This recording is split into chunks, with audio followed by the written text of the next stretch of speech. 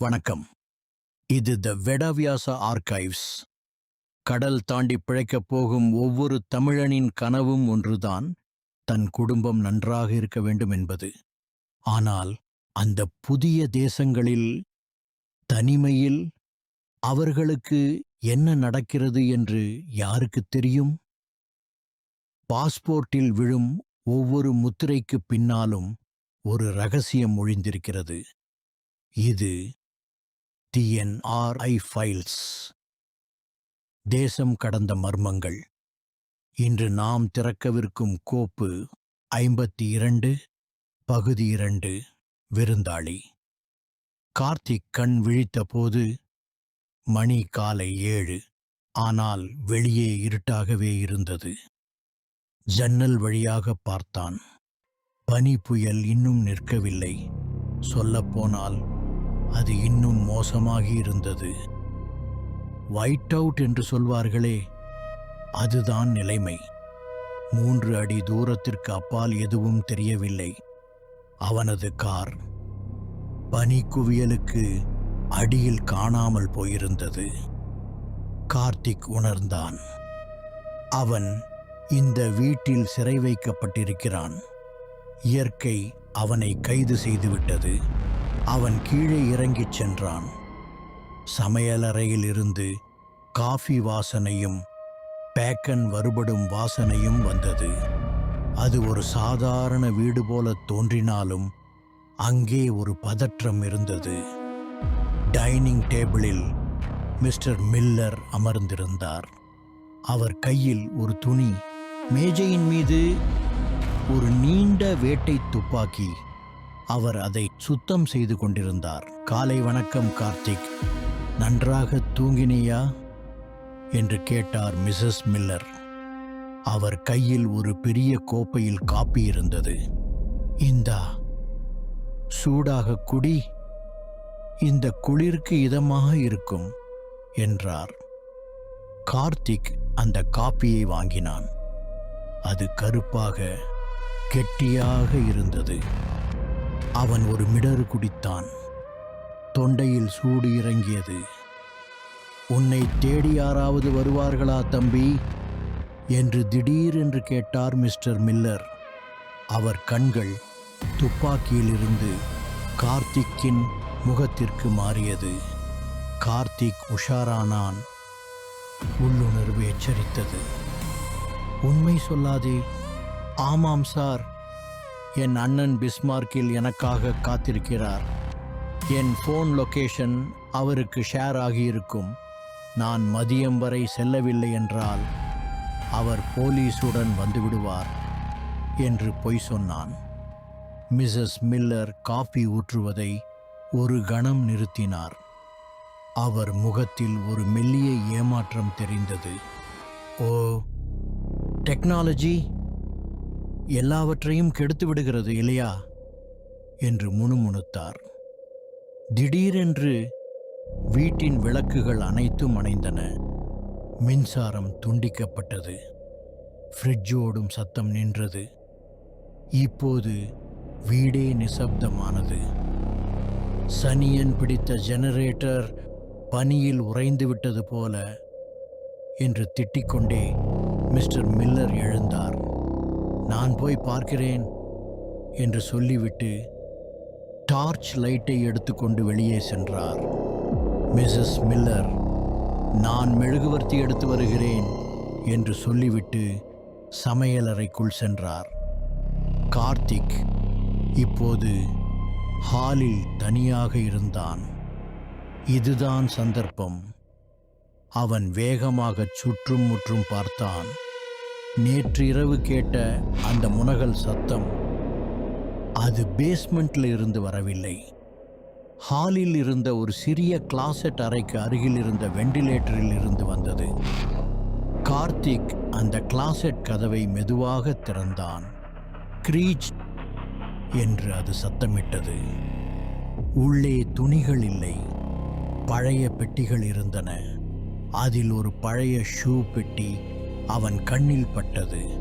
அதன் மேல் ஒரு வார்த்தை மார்க்கரால் எழுதப்பட்டிருந்தது, விசிட்டர்ஸ்.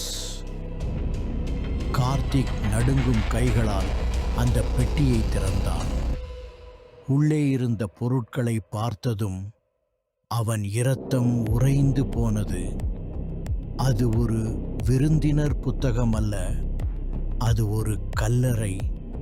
உள்ளே உடைந்து போன மூக்கு கண்ணாடிகள், பலவிதமான டிரைவிங் லைசன்ஸ்கள், ஒரு காய்ந்து போன மல்லிகைப்பூ. ஆம், அமெரிக்காவின் பனிப்பிரதேசத்தில் ஒரு காய்ந்த மதுரை மல்லி. கடைசியாக ஒரு உடைந்த ஐபோன். கார்த்திக் அந்த போனை எடுத்தான். பவர் பட்டனை அழுத்தினான். அதிர்ஷ்டவசமாக அதில் 2% சார்ஜ் இருந்தது. ஸ்கிரீன் ஒளிர்ந்தது. லாக் ஸ்கிரீனில் இருந்த புகைப்படத்தை பார்த்ததும் கார்த்திக்கிற்கு மூச்சு நின்றது. அது தி மெட்ராஸ் மெஷின்ஸ் இசைக்குழுவின் லோகோ. கார்த்திக்கிற்கு இப்போது எல்லாம் புரிந்தது. நேற்று இரவு அடித்தளத்தில் முனகிக் கொண்டிருந்த நபர் ஒரு அந்நியன் அல்ல. அவனும் கார்த்திக்கை போலவே இசையை தேடி, தனிமையை தேடி வந்த ஒரு தமிழன். அவன் பெயர் சுரேஷ் குமார் என்று அந்த பாஸ்போர்ட் சொன்னது. அவன் கொண்டு வந்த மல்லிகைப்பூ இப்போது இந்த பெட்டியில் சவமாக கிடக்கிறது. நான் இங்கிருந்து ஓட வேண்டும் இப்போதே என்று நினைத்தான் கார்த்திக். அவன் அந்த பாஸ்போர்ட்டை பாக்கெட்டில் வைத்துக்கொண்டு வாசல் கதவை நோக்கி ஓடினான். பனி புயல் அடித்தாலும் பரவாயில்லை, செத்து போனாலும் பரவாயில்லை. அவன் கதவின் கைப்பிடியை தொட்டான். திடீரென்று தலை சுற்றியது. உலகம் ஆடியது. கால்கள் இரண்டும் பஞ்சு போல ஆகின. அவன் சுவரை பிடித்து கொண்டு நின்றான். பார்வை மங்கியது. என்னாகிறது எனக்கு? அவன் நினைவுக்கு வந்தது. அந்த காப்பி, மிஸ்ஸஸ் மில்லர் அன்பாக கொடுத்த அந்த சூடான காப்பி. அதில் ஏதோ கலந்திருக்கிறது. போகாதே கார்த்திக். பின்னாலிருந்து ஒரு குரல் கேட்டது. கார்த்திக் கஷ்டப்பட்டு திரும்பி பார்த்தான். ஜெனரேட்டர் மீண்டும் ஓட ஆரம்பித்தது. விளக்குகள் பளிச்சென்று எரிந்தன. வாசலில் மிஸ்டர் மில்லர் நின்று கொண்டிருந்தார். இப்போது அவர் கையில் துப்பாக்கி இல்லை. ஒரு பெரிய இரும்பு டார்ச் லைட் இருந்தது. அவர் முகத்தில் இருந்த அந்த போலியான அன்பு மறைந்து ஒரு மிருகத்தனமான வெறி தெரிந்தது. நீ பொய் சொன்னாய் கார்த்திக் என்றார் மில்லர். அவர் குரல் ஆழமாக கிணற்றுக்குள் இருந்து வருவது போல ஒலித்தது. உன் அண்ணன் உன்னை தேடவில்லை. நீ தூங்கும்போது உன் போனை செக் செய்தோம். சிக்னல் இல்லை. யாரும் வரப்போவதில்லை. கார்த்திக் ஏதாவது பேச முயன்றான். ஆனால் நாக்கு குழறியது. அவன் அப்படியே தரையில் சரிந்தான். டொப் என்று விழுந்தான். அவன் கண் முன்னே இருந்த கம்பளம் மட்டுமே தெரிந்தது. மிஸ்ஸஸ் மில்லர் சமையலறையில் இருந்து வெளியே வந்தார். அவர் கையில் காலி காப்பி கோப்பை இருந்தது. கீழே விழுந்து கிடக்கும் கார்த்திக்கை பார்த்துவிட்டு சர்வ சாதாரணமாகச் சொன்னார், இவன் கனமான ஆள். ஏர்ல், இவனை தூக்க முடியாது. வண்டியை எடுத்து வா. இவனையும் மற்றவர்களுடன் சேர்த்து விடலாம். கார்த்திக் நினைவை இழந்து கொண்டிருந்தான். அவனை யாரோ கால்களை பிடித்து தரையில் இழுத்துச் செல்வதை மட்டும் உணர முடிந்தது. உடல் மரக்கட்டை போல தரை பலகையில் உரசியது.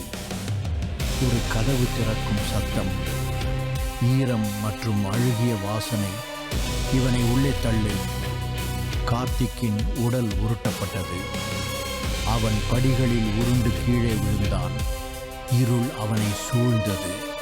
மேலே கதவு சாத்தப்படும் சத்தம் கேட்டது. டமார் பூட்டு போடப்பட்டது. கார்த்திக் இப்போது அந்த பெட்டியில் இருந்த மல்லிகை பூவை போல இன்னொரு சேகரிப்பு பொருள். அவ்வளவுதான்.